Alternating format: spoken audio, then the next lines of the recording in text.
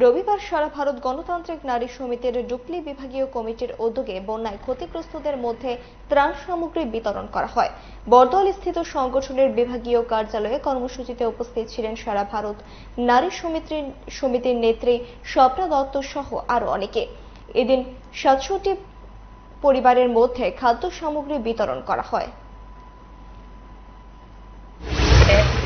67 পরিবারকে এই ত্রাণ সামগ্রী তুলে দেওয়া হয়েছে। বন্যায় অনেক ক্ষতিগ্রস্ত হয়েছে, তাদেরকে ত্রাণ দিয়ে তাদের ক্ষতি সেখানে সমাধান করা যাবে না, এই সমস্যার সমাধান করা যাবে না। কিন্তু আমরা সংগঠন সারা ভারত গণতান্ত্রিক নারী সমিতি আমরা সিদ্ধান্ত নিয়েছি সারা রাজ্যেই প্রত্যেক মহকুমাগুলি উদ্যোগ নিয়ে তাদের যথাসাধ্য সেখানে চেষ্টা করছেন এই অসহায় পরিবারগুলোকে কিছু সামগ্রী তাদের হাতে তুলে দেওয়া।